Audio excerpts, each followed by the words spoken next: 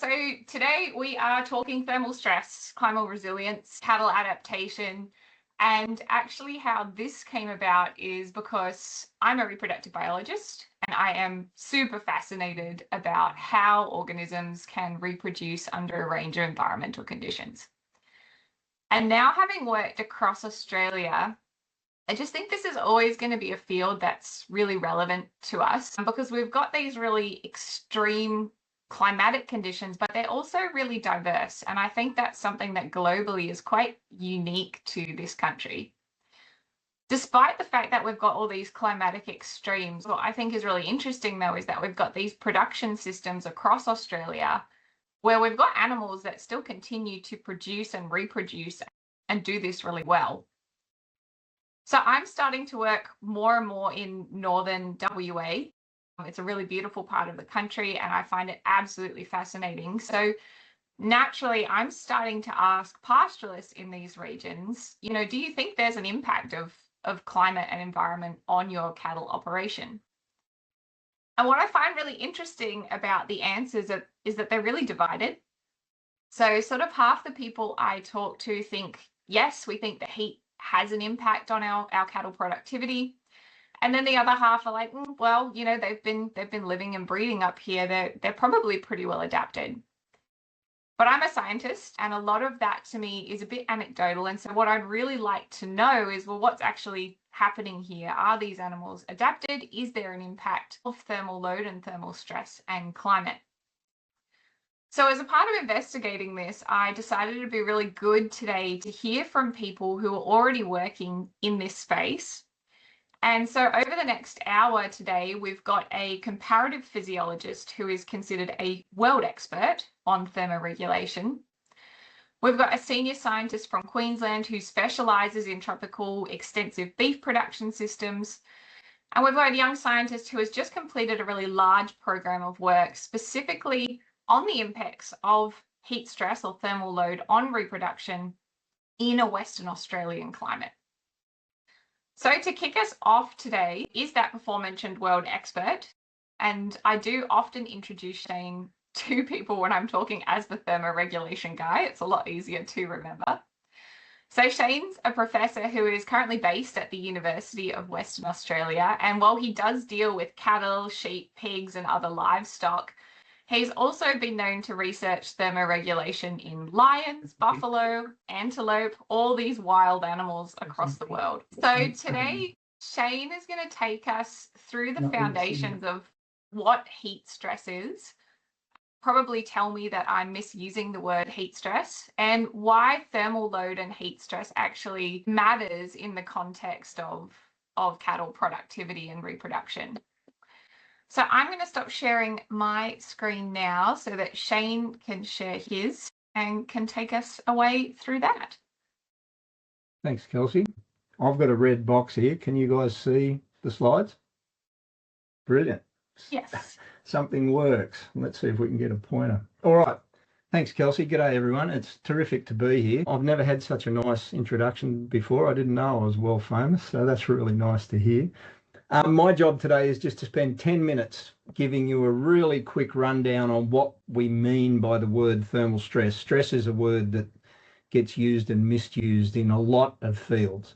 So my job today is to tell you what does thermal stress mean when we say that word, and then I'll tell you about these things called thermal zones, how we try and contextualize the thermal environment into what happens to an animal, into physiology and outcomes like reproduction that Kelsey mentioned there a second ago.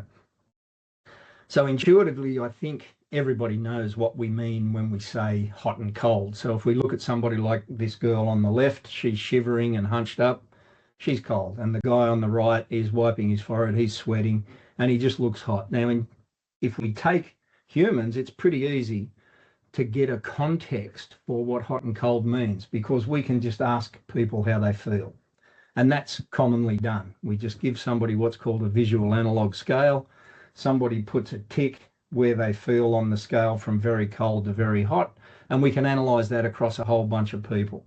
And that's exactly what thermal comfort means in humans. And this guy, Per Fanger, Basically, his book that he wrote in the 1970s is the basis for heating and air conditioning around the world now. That's how we define thermal comfort and the conditions that make people comfortable. The trouble is, livestock don't answer back if we ask them how comfortable they feel in a particular thermal environment.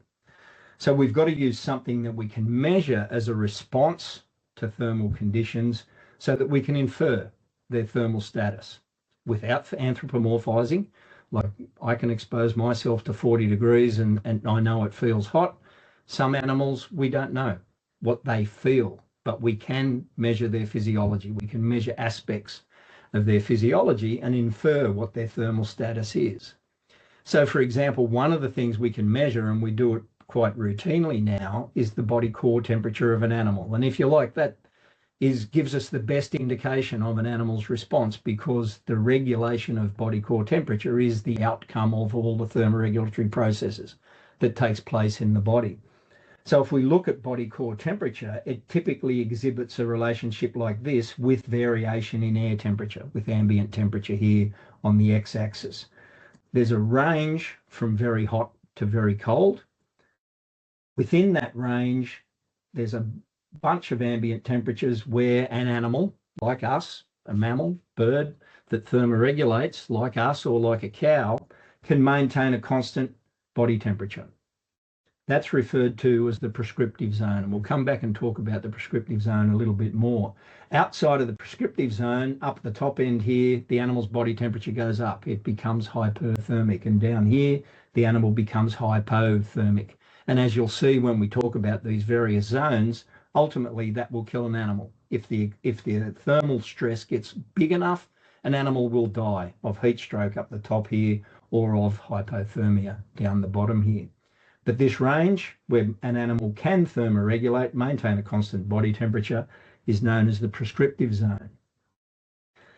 The other two main physiological outcomes that people tend to measure are metabolic rate, in other words, how much heat is an animal making, and evaporative heat loss. So that can be panting, it can be sweating. In rats, it's licking. So putting water onto the surface of a body that then evaporates and carries heat away with it. And if we measure the metabolic rate and the evaporative water loss, they exhibit quite a predictable relationship with ambient temperature. So the point where an animal has to start making extra heat to maintain body temperature, so the resting level of heat production isn't enough to maintain constant body temperature, that's known as the lower critical temperature. And so the lower the ambient temperature goes, the more heat an animal has to make to maintain a constant body temperature down below the lower critical temperature. Up at the high end here, the upper critical temperature is defined. It's not quite as markedly defined as the lower critical temperature, but where an animal has to start increasing evaporative heat loss. Now, one of the issues is that evaporative heat loss increases a little bit through here, because basically what's going on between these 2 points is an animal's doing all its thermoregulation by adjusting blood flow. So down here, the periphery of an animal is fully vasoconstricted, so there's no blood going to the skin, for example. And up here, basically, an animal is fully vasodilated, so it's sending lots of blood out to the skin. Now, that has implications for other systems within an animal, because if an animal starts diverting more blood out to the skin, that's less blood going somewhere else, for example, to the reproductive tract or to the liver or any other organ in the body that requires blood flow. Now, in between those two is what everybody knows about thermoregulation. Between the lower critical temperature and the upper critical temperature is what's known as the thermoneutral zone. And it's called thermoneutral because an animal is neither making more heat nor losing more heat evaporatively, and an animal can do all of its thermoregulation just by adjusting a little bit by behavior, but predominantly by adjusting blood flow to the periphery within the thermoneutral zone. You'll sometimes see that zone referred to as the thermal comfort zone. Now, as I said a minute ago, animals don't answer when we ask them how they feel, so I don't know if anybody's ever actually managed to measure thermal comfort in an animal, but in humans we can. And the thermal comfort zone doesn't align with the thermoneutral zone. In fact, if you ask us, how comfortable are we? We are quite comfortable just below the lower critical temperature and just above the upper critical temperature. The conditions have to get a little bit more stressful before we say we are uncomfortable. So the thermal comfort zone is one that I think a lot of thermal physiologists tend to steer clear of, because we can't measure it in non-human animals, and in the human animal it doesn't align with the physiology. But essentially that thermoneutral zone sets up the definitions for thermal stress, because definitionally anything outside of the thermoneutral zone is referred to as thermal stress. So at the low end, cold stress, and at the high end, heat stress. So as soon as an animal starts to increase evaporative heat loss, so for example, a cow or a sheep starts to pant, or an animal starts to make more metabolic heat, that's referred to as thermal stress. Now remember, a second ago we talked about the prescriptive zone. So one thing that gets a little bit tricky when we try and define stress in an animal is that heat stress is defined as when an animal starts to use evaporative heat loss, so starts to pant. But there's a range there where an animal is panting or it is sweating, but it's still maintaining a constant body temperature. So in other words, the panting or the sweating is working. It's adjusting the heat balance of the animal so that its total heat content doesn't change. So if we use a definition of a change in body temperature, then technically the animal is already stressed. The animal's been in heat stress the whole time here. It's been sweating or panting all the way through here before we see a change in body temperature. So one of the things we've got to be a little bit careful about definitionally is that heat stress doesn't align with the prescriptive zone. The prescriptive zone is wider than is the thermoneutral zone, for example. Outside of that is what's called the tolerance zone. This one isn't quite as well defined. So the thermoneutral zone and the prescriptive zone, we know quite a bit about that for humans, for cattle, for sheep, for a whole bunch of different animals. The tolerance zone is essentially where we think body temperature might be a bit higher than usual. Let's talk about the top end, a bit higher than usual, and the animal is using evaporative water loss to maintain heat balance in the animal, but we don't think there's much of an effect on other body systems. So digestion is still normal, so growth will still be normal. Reproductive function is still normal within the tolerance zone. And then outside of that, ultimately, is the survival zone. And that's where the hyperthermia or the hypothermia becomes so extreme that an animal can't survive. We know a reasonable amount about that critical thermal maximum for sheep and cattle. And just as a reminder, most of you have probably seen videos like this, but this is southwest Kansas in a heat wave in 2022. And this video you can see here, if I can't make the bar appear, but this goes on for about 5 minutes. There were about 20,000 cattle died in that one feedlot in 2022. So we know, I won't play the whole video, but we're not even halfway through yet. The ute just keeps driving through banks and banks and banks of cattle coming out of pens that are dead. And notice they're black Angus. So the little bit we know about this critical thermal maximum, it's different for dark-coloured cattle than for light-coloured cattle. And it's one of the reasons why the feedlot industry now is busy making it mandatory that there's shade in feedlots. Because if you can keep the radiant heat off an animal, you can extend that critical thermal maximum out and help an animal survive. So we know a little bit about the critical thermal maximum, we know quite a bit about the thermoneutral zone, and we know quite a bit about the prescriptive zone. What we know less about is exactly where this tolerance zone starts and finishes. So that critical bit in here.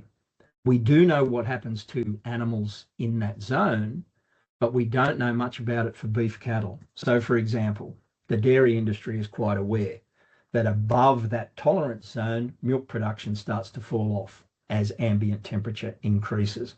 So you can see here, high producing Holsteins, their milk production is dropping already in the mid-20s of ambient temperature. So we get a 40-degree day and there's quite an impact on milk production. And another one that's reasonably well known is the effect of heat stress on reproduction. So this is just an epidemiological study from South Australia, and the number of days during joining that were above a level of 32 degrees Basically, the more days, the hot days there were during joining, the lower was the fertility of the flock.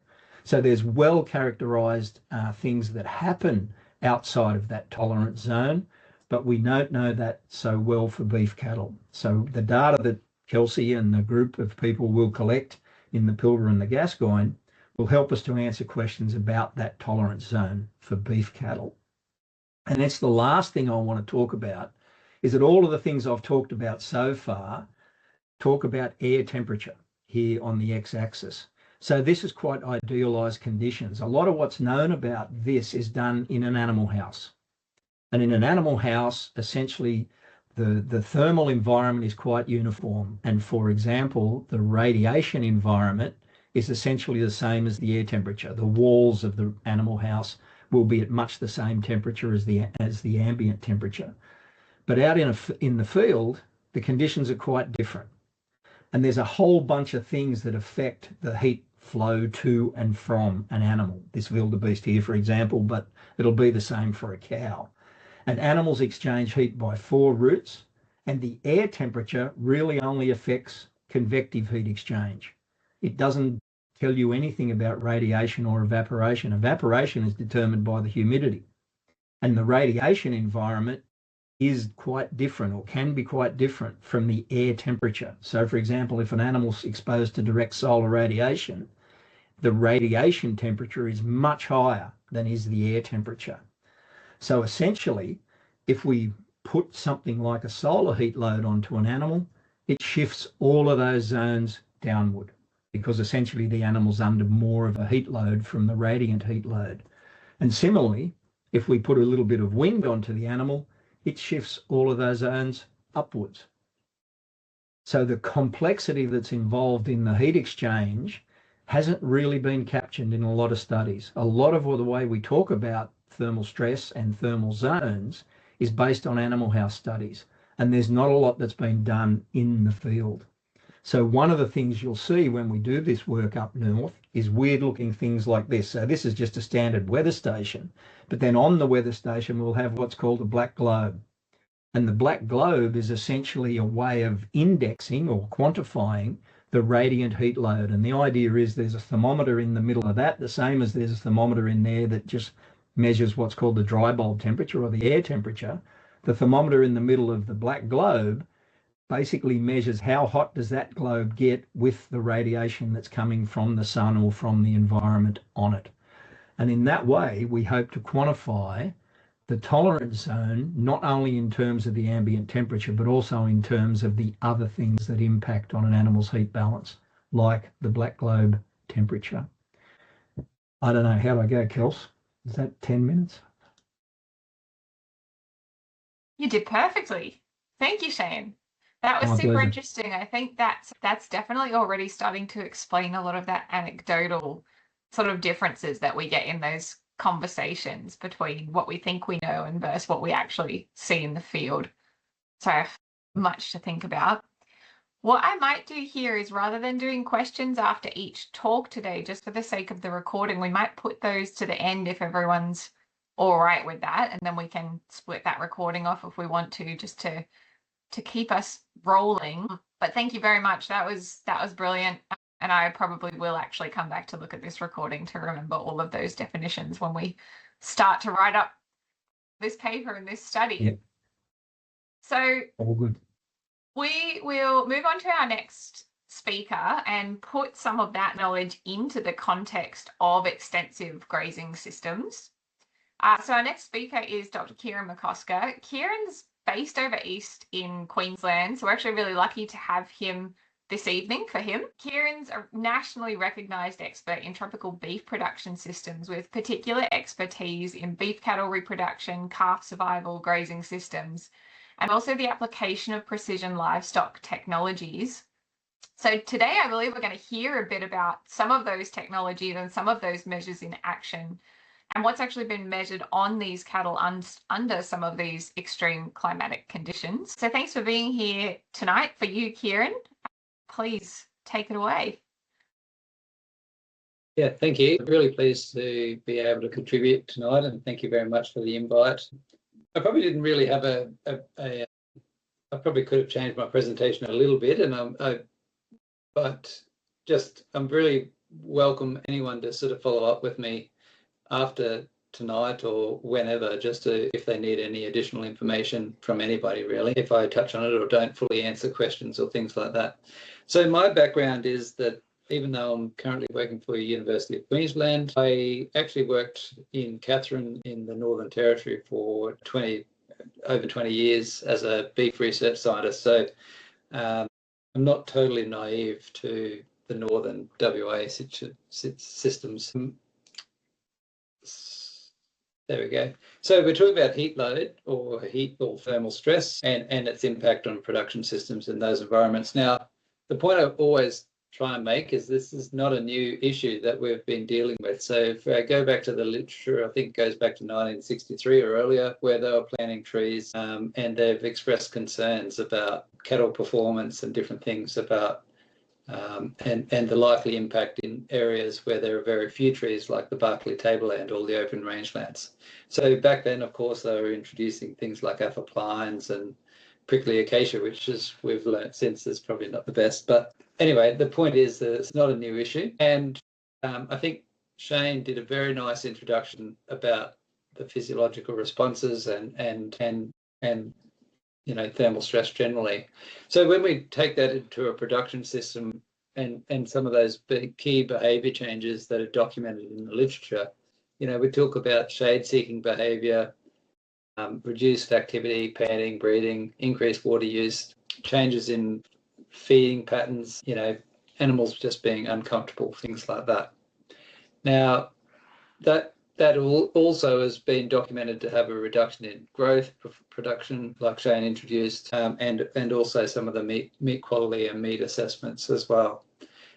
From the reproduction side of things, like Shane introduced, you know, reduced expression of estrus, lower conception rates. It's also got a documented evidence about male reproduction. So if bulls get too hot, of course, spermatogenesis takes about 8 weeks. But we also haven't quantified what is the impact of reduced libido of bulls within the system in the production setting and things like that. And that obviously has an impact on extended breeding seasons or mating, or, you know, potentially cows not being mated as many times as possible. The other thing that really, I stumbled into this thermal stress area through researching calf survival. So for about over 10 years now, I suppose, we've been doing a lot of research looking at the factors affecting reproductive performance and calf survival in particular. And there's a lot of evidence around calf vigor straight after birth and heat load conditions and also intrauterine effects or in utero effects of fetuses being exposed to high loads. But I think what's important in all of this is a lot of this literature, like Shane also highlighted, is based on the intensive industries, you know, dairy, feedlot industries and things like that. Now that is possibly that due to, because they're being intensive, they also have a lot more dense data or frequent data, so they're actually better positioned to quantify the effects of this. But also, I think there's some important factors that we need to consider that are quite different to the typical beef grazing situation in Northern Australia. That is, you know, in Northern Australia, we typically have less digestible feeds. So the metabolic energy that is produced by consumption of those feeds is going to be less. We are not running cattle in very intensive, close proximity to each other. They've got a lot of open space. They can actually demonstrate their behaviours that they typically want to be able to express, so much that if they're in a feedlot that is well populated, that might be constrained a little bit perhaps. So I think it's, you know, in all of these things, we need to consider that there are quite big differences. So I think it is a very important question that we need to understand, well, is heat load or how much that being exposed to those high heat load events, is that costing us from production wise? And I think this is still an ongoing research question, but I can definitely sort of summarise some of the research findings that we've found so far. So this is, even though we've documented from the intensive industries, this is a study that a PhD student of mine did using some data around Gatton. So Gatton is in southeast Queensland, which typically is a mild sort of environment. And what we can see there is that what we've done here, is we've classified 2 periods of one of hot exposure to a hot or probably a moderate heat load event, and changes to if they were under a cooler sort of environment or a milder environment, what behavioural shifts occur. So what we see is that there's an increase in nighttime grazing. There's also an increase in daytime resting of these cattle, and there's a reduction in daytime grazing. So they're doing a major behavioural shift of cattle are predominantly grazing at nighttime versus daytime. And the other thing that we also documented in this study was that the time they spent out in the open away from trees was much less under the higher load. Now, we also split this data set into daytime and nighttime, and you can see there that during the daytime there was increased resting and walking, and there was a decrease in grazing and decrease in time and out open, like we just said there. But when we focus on the nighttime, this is just really highlighting the point that grazing shift is occurring from, so they're managing their heat load by shifting from, instead of grazing during the daytime and consuming that feed that then would be producing energy through metabolism during the daytime, they're shifting that to nighttime. And the other thing we found in this study was that this was associated with weight gain.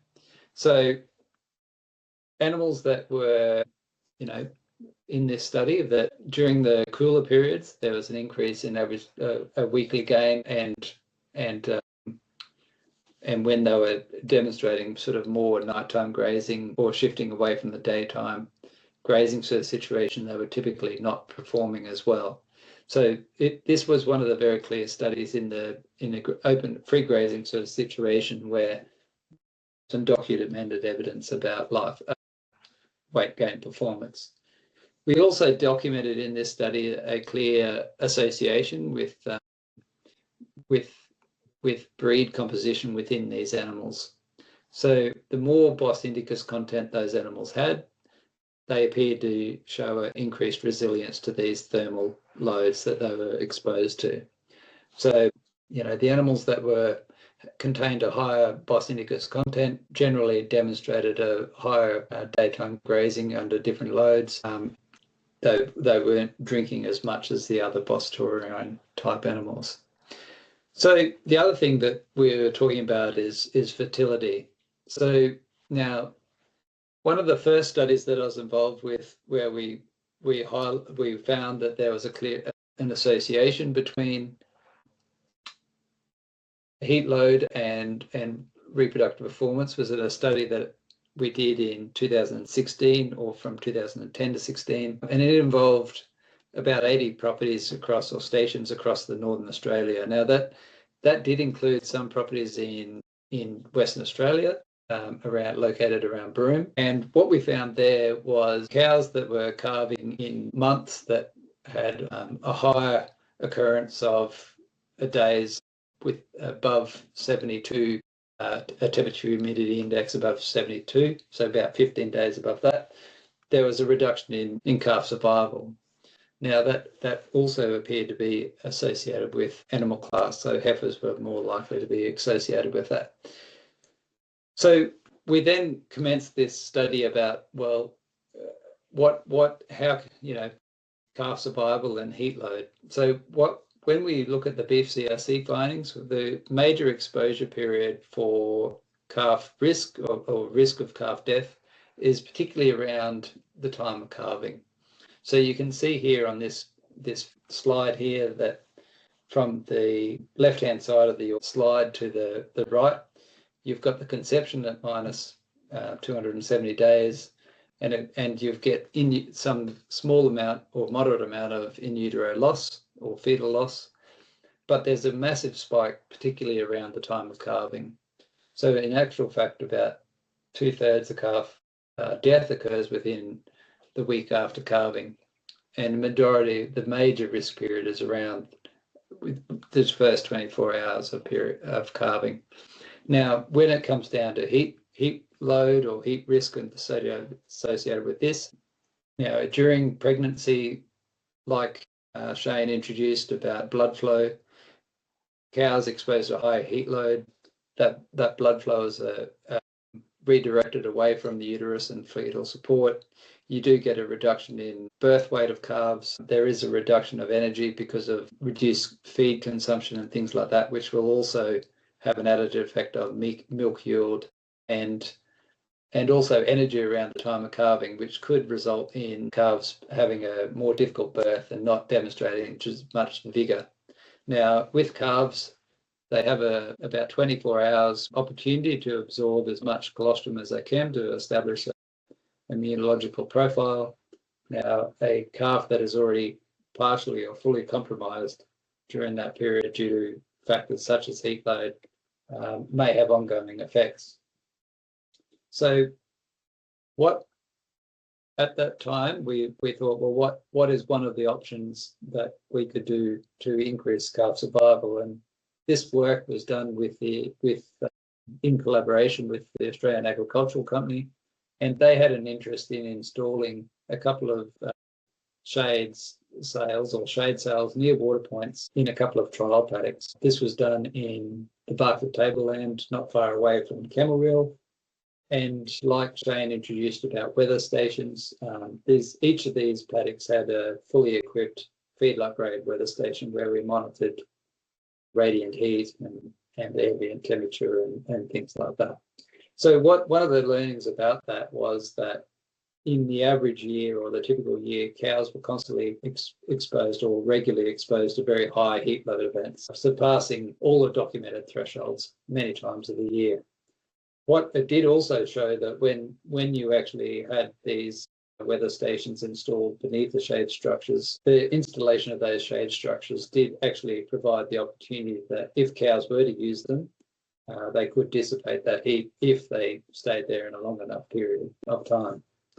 But overall, just in the restriction of time, some of the key findings were that when cows had access, or heifers, sorry, these were Wagyu heifers, when they had opportunity to use those shade sails at the water points, over 3 years, we observed about a 6% reduction in calf death or calf mortality, but that wasn't significant. It might have approached statistical significance, but it wasn't actually statistically significant. What we did also see, though, when we had some GPS collars on these cows, is that when these cows did have the shade available to them, there's clear distinction about cows hanging near water points wasn't observed. So when you didn't have these shade structures, as the heat load index increased or the heat load events increased, cows typically hang around the water points, and you'll, that's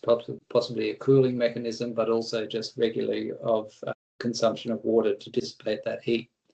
So when they had the available shade, that association wasn't there. So they weren't actually spending the time near the water points. That's because they probably had a more effective way to dissipate their heat in the utilisation of the shade structures. The other project that I've been involved in is the calf alive study, and this is probably a little bit of a word of caution and different things about the difficulties of trying to quantify these heat load events in reproductive performance. So in the calf alive study, we've got 12 properties located across the Northern Territory and sort of northern Queensland, and we've been monitoring these herds for about 3 years now. We've got each site has a fully equipped weather station. I think it records every 10 minutes, 3 to 10 minutes, about the environmental conditions. Now, likewise, this study has highlighted that cows are frequently, or animals, breeding females, beef cattle females are exposed to high heat load events, and we preg tested these cows to predict fetal age within a month of calving. Now, when you actually do this analysis and you actually trying to quantify heat load during their month of calving, so October, November or December, it actually comes out very flat.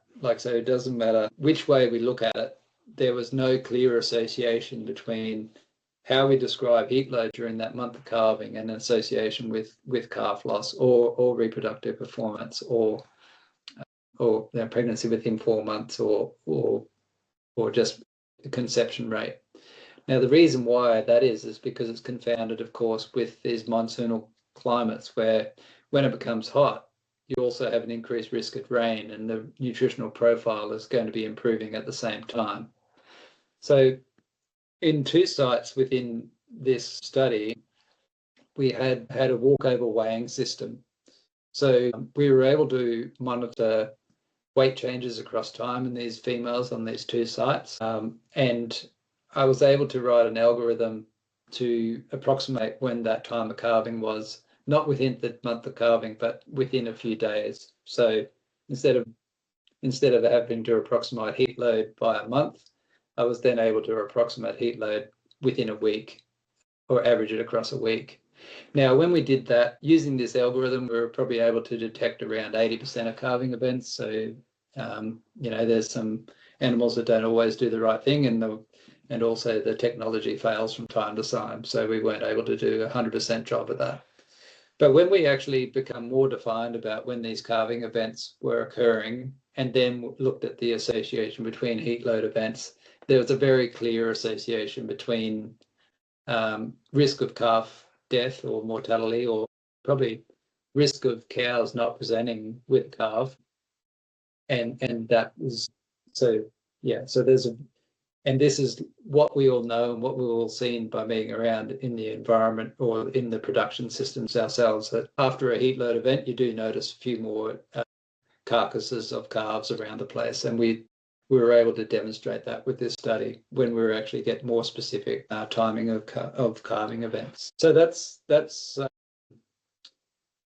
sort of an introduction to what we've been monitoring. Obviously, heat load, I think, is a very difficult thing to try and ameliorate the effect of in a practical way in these production systems.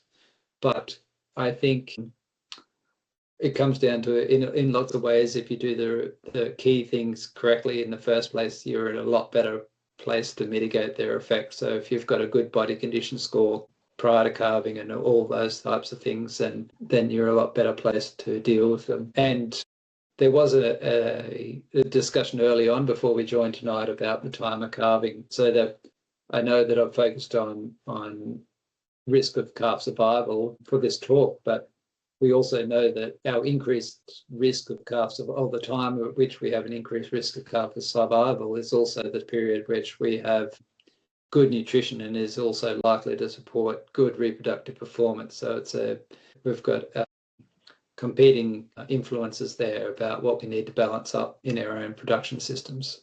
So welcome the questions. Thank you. Thank you, Kieren. That was super interesting. And I've also been writing down questions for later as well. So as mentioned, we'll probably save them for the end, but I did see a really quick one come through on the chat around how you knew where the animals were grazing or how you're tracking those.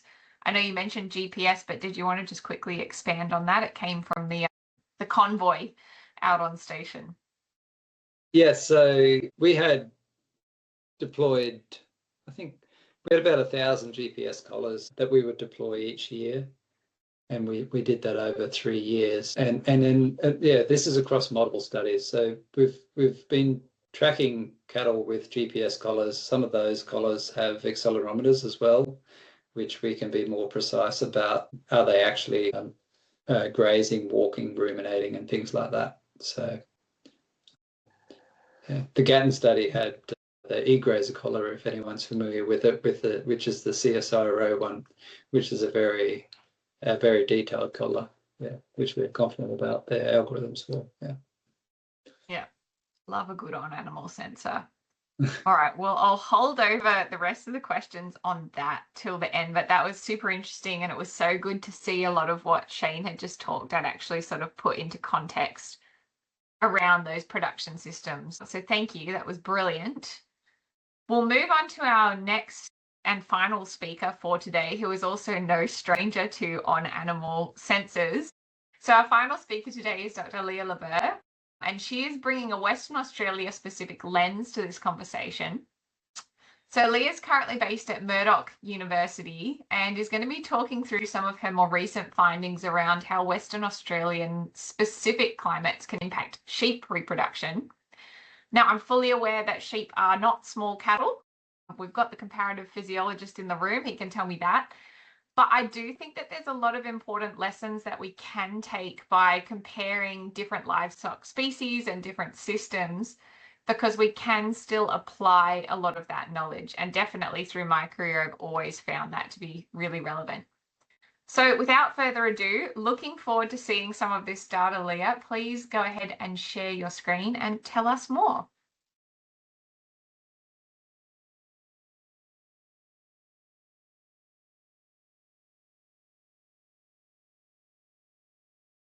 All right, hopefully you can see the right screen that has sheep on it. So thanks for the opportunity, Kelsey. I must acknowledge that she talks about that big project that I was part of, but that she was also part of. It's been a massive project around the shade and shelter funded by MLA that involved UWA, Murdoch, but also CSIRO. And as Kelsey said, I know it's sheep, but it's about grazing. And I have a couple of slides at the end that show some data that's more specific to that northern region, with the Murchison, which arguably is not the 𝘼𝙪𝙩𝙧𝙧𝙁 or the Gascoigne, but hopefully has some, I guess, some relevant points for you all. So just going back to what Shane was talking about, about that heat stress and that thermal neutral zone. And so when that panting and that sweating increases in order to cool down, in sheep, we know it can begin as low as 25 degrees, depending on humidity, and it has a massive cost estimated to the industry. And as we all know, with climate change, heat waves are getting more frequent, longer, and more intense. So jackpot. Kieren said also very well, thank you for the introduction for that reproduction is particularly vulnerable. Kelsey was mentioning it at the beginning also of the talk, and before we started the recording, we know heat stress impacts reproduction, even just from a conception perspective, and then, as Kieren said, can affect time of calving and survival of calves. So on all accounts. In terms of evidence, Shane showed a paper that's about 20 years old on the impact of the number of days over 32 degrees and the conception. It's one of the rare papers that actually talks about grazing sheep and not in an animal house.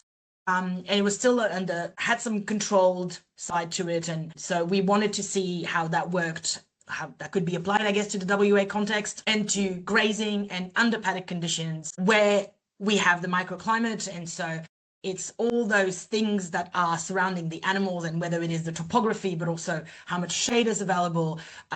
Shane talked earlier about the solar radiation, but also the wind speed. So collectively, basically, how can animals interact with their microclimate and what is the effect on the outcome from a reproduction perspective? We know also about radiant heat. That's what Shane was talking about. And so we focused on the shade aspect and tried to look at the effects of shade on reproduction, and not just the physiological reproduction and the outcome of reproduction, but also behaviorally. So some of this is probably gonna echo some of the things Kieren has been talking about. So that's really good. It's also important to know that in sheep, shade-seeking behavior happens, but it's very conditional to everything else. So shade is kind of going to be the last thing they seek if they can have access to both feed and water and a comfortable place. So we know that if there is some, it doesn't mean that there is shade that they're going to be using it. I guess that's my point. So we conducted this study over 3 years, several sites, as you can see, around WA, a research farm that allowed us some more intensive and some treatment data collection. I'll show you some results on that, but also that top red dot in the Lower Murchison near Pindar.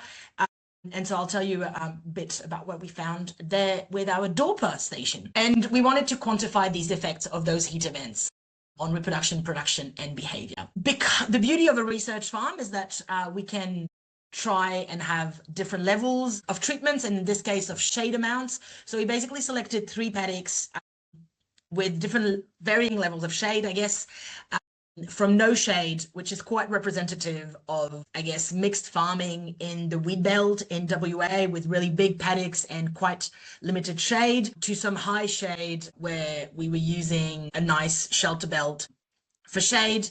The shade percentages, please don't look too closely at the medium shade. I know the map doesn't look like there's 15% shade. Somehow Google Earth is hiding trees away from us, but so trust us, there's about 15% shade. But it's about the surface area covered by the shade. And in both medium shade and high shade, all of our sheep could basically be undercover at the same time. And so we wanted to see whether the amount of shade impacted heat load or like behavior and reproductive outcome, but also how much is enough shade. Without going into too much detail of what we collected, but the GPS sensors that Kieren was talking about, we use them also on sheep. Also have activity loggers, which allow us to determine things such as behaviors, but it also allowed us to basically pinpoint mating. So they work on a proximity system, which means that we could have a good idea of the conception. We also put rumen loggers inside, so we could collect temperature when they were sent to the abattoir, some weather stations, the whole shebang. Beautiful data set. We were very excited. And we used 250 ewes per treatment. These ewes stayed in their treatment basically for the 3 years. And I know 3 years might not seem like a lot, but in a 5-year lifetime of ewe, it gave us a really good data set of how things might be evolving over the time. I'll start with the good news or the bad news, I guess, is that we had really high conception rates throughout. So that was great. And across treatments and across years. So conception was not affected in our experiment or in our project, I guess, by any of the shade levels. What we did see, though, is in one of the 3 years, we had a significantly lower reproduction rate in the no shade than in the high shade.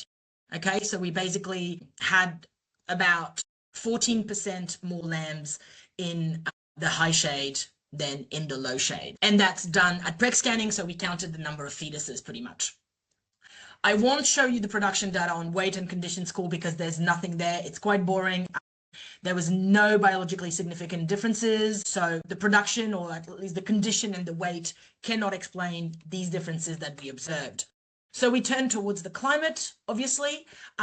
So we use the temperature humidity index, which does not include radiation, we know, but allowed us to have the really, well, I guess, to use the data we were given by the weather stations. And this is the maximum temperature humidity index. The reason we don't use the average is because it kind of, with the nights that are a lot cooler, especially in your parts of the world, then it doesn't really give us a clear picture. Whereas if you have a look at the max temperature humidity index per day, that gives you really the hottest part of the day. And you can clearly see that there was quite a few days that were over that threshold, which for sheep is about 28.6 or 29, according to the literature. But here again, when we compare the 3 years, the number of days that hit that threshold and therefore would have imposed heat stress on sheep were the same. So that does not explain our reproductive differences. So we had a look at another one of our climate metrics, solar radiation. And this is where things become to be really interesting, because this is the maximum radiation or solar irradiance, I guess, but solar radiation in a day. So at the hottest part of the day, it doesn't make a big difference. The interesting one are those dips or those cloudy days, or the days where there was lesser radiation, I guess. And you can clearly see that the orange, so the 2024, clearly had significantly more cloudy days than the blue one, which was our 2023. And so suddenly the story becomes a lot clearer. Radiation is clearly, and again, we're just echoing what we have seen in other species or in other setup, is that solar radiation is a key driver of heat stress in sheep too. And so because of that radiant heat, higher heat load, more physiological effect. An interesting point is that in the literature, a lot of the studies on sheep that have looked at this have actually considered 500 to be the shade-seeking behavior threshold. So as you can see, even though we have a couple of days that are below, most of those days remain really, really sunny. The beauty of the WA weather, I guess. And another interesting point is that a lot of the literature reports 900 solar radiation maximum. We reached about 1200. So again, we're just trying to write a new story that might be more applicable to what we see in Australia and in WA. So stay tuned, I guess. In terms of behavior, I have some videos, hopefully they will show. So for the 3 paddocks, don't worry, I'm not going to let them run too long. Kelsey is keeping me on the schedule. But so from those GPS, and we could track those animals, and you will see that on the sides of the maps, we've basically put the THI value. So that tells you how hot it was at the different times of the day. The no shade that's playing at the moment, you'll see that animals stayed quite grouped together, and often in that corner. We actually went there, and in terms of topography, there's a bit of it could be where there's a bit more breeze, and so that's why they might favor it. And we actually see quite limited activity during the day. The medium shade doesn't have much to report. That it's our in-between treatment. The interesting one is that high shade, because broad paddock use is definitely what we've seen, even on hot days. And they were still very spread out. So what we're kind of seeing is that shade enabled that normal behavioral pattern under heat, when under other circumstances they might have grouped in areas where they can get a relief from the microclimate, either with some wind or some air or some wind, or maybe the couple of shade spots available. When shade was available, they actually keep spreading out, and they could maintain a normal type of activity levels while being in the shade or while not cooking. And so we saw that because they had more active minutes, so that's our activity level or our distance travel. Both of them were correlated, of course, and showed the same results, which was that high shade use were consistently were more active, traveled more, especially during those really hot parts of the day. So between that 8 to 12 and that 12 to 4. So when the sun can be really scorching hot during summer. We also found that when we looked at the timing for conception, that the ewes that were in a high shade paddock, basically we recorded conception, or at least mating, happening much earlier in the joining period than when no shade was provided. So one of the theories behind it was like, maybe because they're not as active, the rams were not as active also, then there is that idea that maybe they just delayed the mating to kind of cope with the heat. But again, there's more to the story, and we're just figuring that out. There is that sense of adaptation, and I think Kelsey hinted to it, and Shane, like, you know, it's something we've talked about a lot, that adaptation to climate, that resilience. He spoke about that word. And one of the PhD students on the project actually looked at thermal phenotypes. So can we actually identify animals that respond better to heat stress conditions within the same breed, within the same farm, and within a same flock, I guess, in this case? So first, that requires identifying hot days.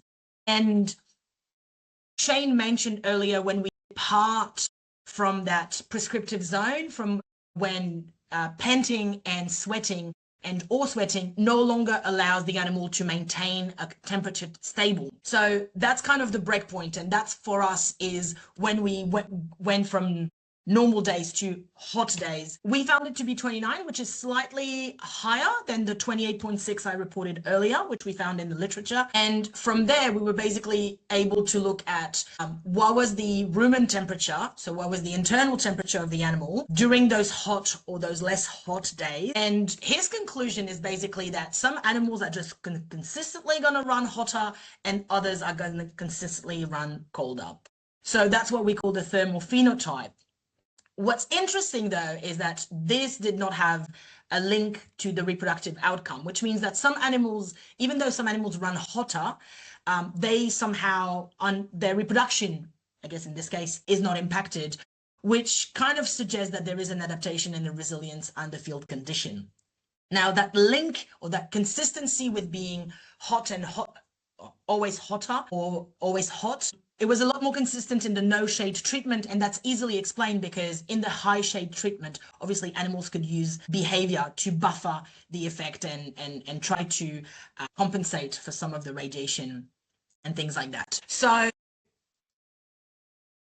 if we look at now the site that was up in the lower Murchison in our rangelands, obviously it was hot. I don't think I'm telling you anything new for that.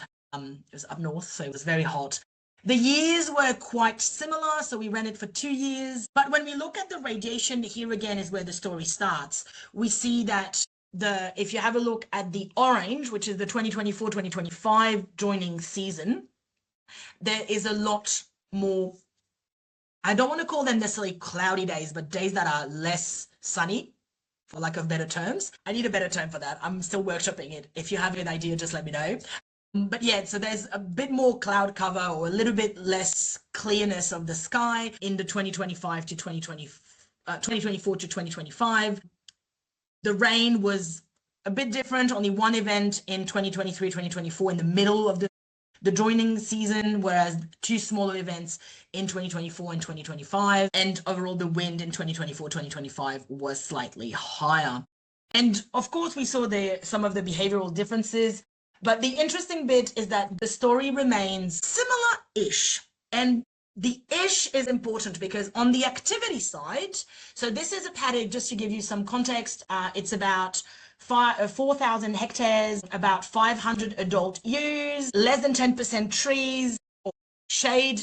The only shade provided was mostly by small shrubs, I guess, less than 10% trees, not much shade. You can see it on the satellite. I think it's pretty clear. Unfortunately for that site, we don't have the rumen temperature because there was some corrosion and yeah, the rumen acids kind of destroyed the tech. But what we do see is that, like we saw in our research site, the activity was higher on days where it was less hot and animals were probably more active at night or in the early morning of the day. So that echoes what Kieren was talking about, where they basically just shift their behavioral patterns to try and avoid the very hot days.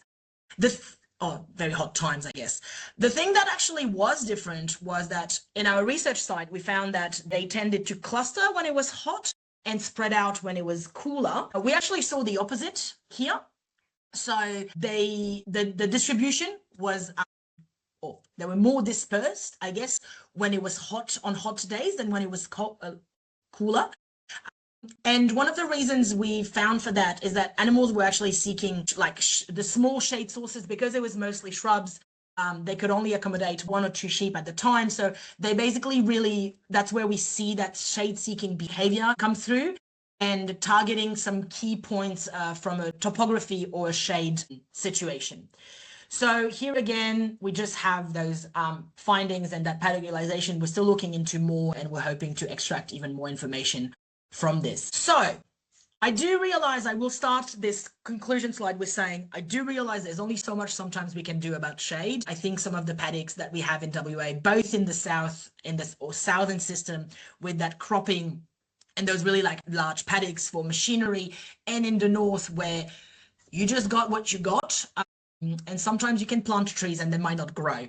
But I think it's important to think of behavioral buffering. And I'm hoping if you take home one thing from this is animals need to have a way to be able to buffer.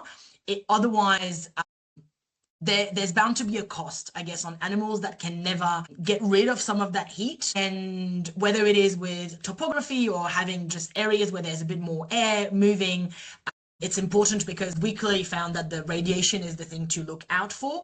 And it's going to be your key driver on the physiological impact on your animals. And I think that's about it. Shout out to the team. Yeah, any questions, let me know. Awesome. Thank you, Leah. Gosh, it's so amazing to see all of that data in one place. And no, never slow down on the videos because we all love the videos. Super interesting. We are now at the end of our speakers and we're open for questions. I'll just check if there's any from either the convoy or from Shannon first, but otherwise I've certainly got a couple that I would love to kick off with otherwise.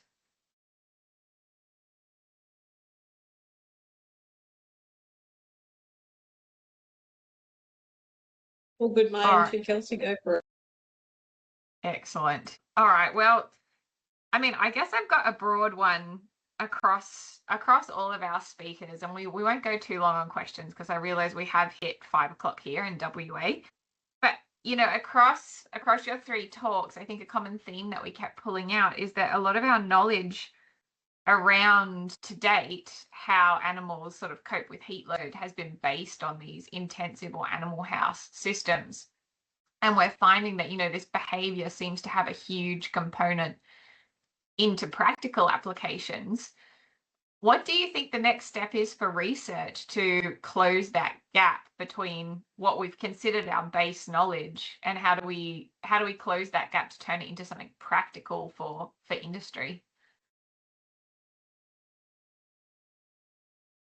Yeah, it's an interesting question. If I'll jump in first, like Kieren alluded to that some animals will seek shade and some won't, and we know that from sheep. There appears to be a phenotype, it might be a genotype underlying it, that if you give animals the option to access shade, some will use it regularly and others don't go near it. So there's clearly some thermal input that we don't understand, or you could argue that just some animals are more stupid than others, but I don't think it's that simple. But there's certainly a lot we need to work out about the field. We can predict thermodynamically what a radiant load or wind speed or anything will do to the heat balance of an animal, but at the end of the day, it comes down to behaviour, and we need to get a better handle on behaviour. And then, of course, that has flow-on effects, because if an animal's seeking shade, chances are there's not much forage there. So that'll impact on foraging time and have flow-on effects to production and reproduction and everything else. So I think a really important part of all of these studies is things like GPS collars to give us a handle on, and accelerometry to give us a handle on what animals are actually doing out in the paddock. Yeah, I'd add to that as well. I think that's a very good point. But so interesting, in that one study, the cattle that tended to use the shade more than others did tend to perform a little bit better than the ones that didn't within the contemporary group. It wasn't statistically significant. They just tended to. So it's not, can't hang your hat on that. But not another bloody 0.08, was it? 0.07, I think it was. But I think the other thing too is that when we talk about these phenotypes, an animal that goes and grazes out in the extreme environment, is that a good thing or a bad thing? So Jim Sprinkle, a guy from the US, he talks about an animal that sometimes goes out and persists and grazes in these very high heat loads, but then spends the next 2 days recovering. So I think it's a lot more complex than what we think at the moment. So I think, just re-articulating, I suppose, what Shane said, I think having an understanding about how animals express these behaviours and what the consequences are from expressing those behaviours is the next step. And the other thing too, I can only echo that. And I think for us, with the shade and reproduction, we kind of went in thinking we're going to see an effect, because everything told us we should see an effect in the reproductive outcome. The literature, everything we know from thermodynamics, everything. And then bam, the results went and there was no effects. So that really forced us to think about what else is going on. Yeah, I think the cost is very important. I went to a talk not that long ago and someone said it costs to be resilient. And I think that's a very key, that's a quote that I'm going to keep in my head, because even the ones that are actually tolerating that heat, and as Kieren was saying, if they go and graze, but then it takes them 2 days to recover, then what's that cost on the physiology? And is what they're grazing over that one hot day worth what they're not going to be grazing for the next 2 days? So I think there is a link between that, also consistency in the behavior, and actually giving or making sure animals have a way to expressing that behavior that allows them to buffer the effect of heat stress when they are exposed to those extreme temperatures and conditions. Yes, and the other point I would make is I think we need to consider the production system we're talking about.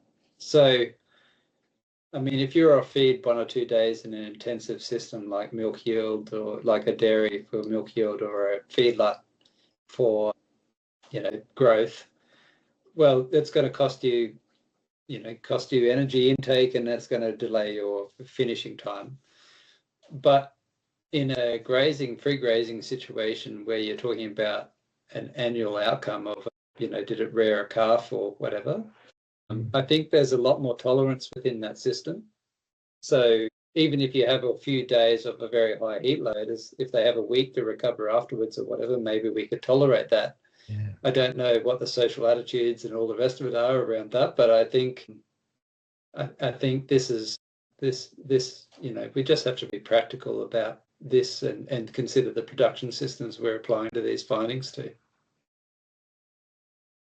Yeah, so I guess off the back of that, this is a Kieren question. You presented some data around calf loss and the timing of when that's happening.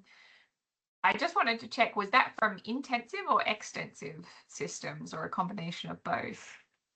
So we know from the multiple studies, really, a long history of studies that, I mean, if you think about the risk of calf death, well, we don't really know about timing of calf death, I suppose. I've got to be careful in a way. But I mean, if a cow's predicted to calve during October, November, and somewhat December, there's an increased risk of calf or cows presenting non-lactating the next year. So we suspect they've lost their calf through whatever reason throughout that period.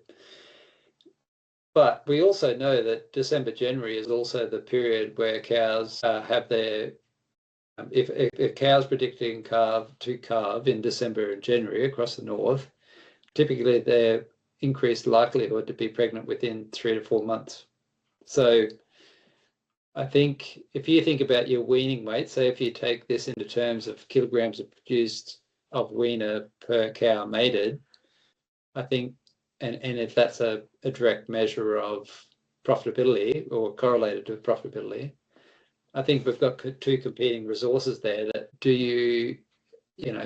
and I think this is going to be, in actual terms, I think this comes down to not a generalization across the north. I think it needs to come down to what's the risk for each individual property. Can they mitigate this heat load for those months or not? Or if you're going to put heifers in a paddock, choose a paddock that's got good tree cover versus one that's open and very exposed, or something very low key and practical. Make sure there's good water points. Make sure there's, all of those things. There's very practical sort of things.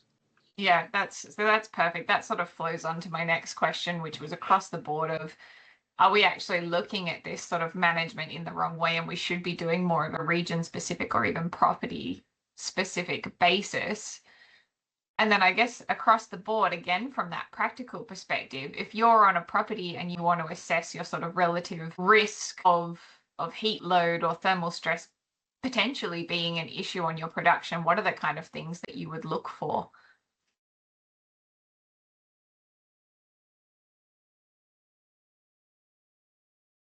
Gosh, guys, resounding silence after nearly an hour straight of talking. Well, one of the clearest things I've seen in my time in the Northern Territory is in 2019, all the eagles and kite hawks and everything were heat stress. So they were all at the water points, panting, tongues out. Now, if you've got birds of prey that are demonstrating compromised heat load to a degree, I think, that event also was corresponding to, boar runners and different things. We're seeing a higher occurrence of calves dead close to water points. Now, the other thing around water points is that I think it's less of a problem now, but take it back 20 years ago, where we didn't have the level of, there were a lot larger paddocks and fewer water points, so you had large mobs congregating near water points. And at that time, there was risk of calf death through calves lying up against troughs and things like that, and then getting trampled by cows coming in for water. So things like that, even simple things like maintaining a good amount of dirt around your trough so that calves can get a drink themselves versus, so sometimes the dirt around the trough would erode away and the calf can't actually access the water or things like that. I think, I'm trying to come up with very logical, practical ideas rather than, but just these are the low hanging fruit that people can do to maintain, to address some of these issues. Yeah, for sure.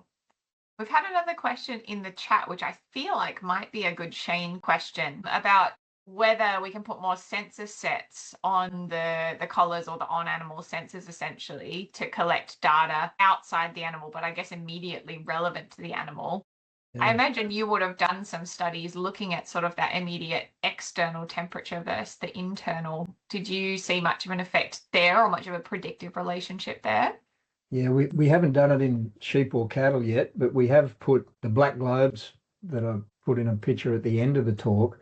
We've made mini versions of that, and we've actually got an honours student this year who's testing an algorithm that can convert the temperature of a mini globe into the temperature of the standard 15 centimetre globe.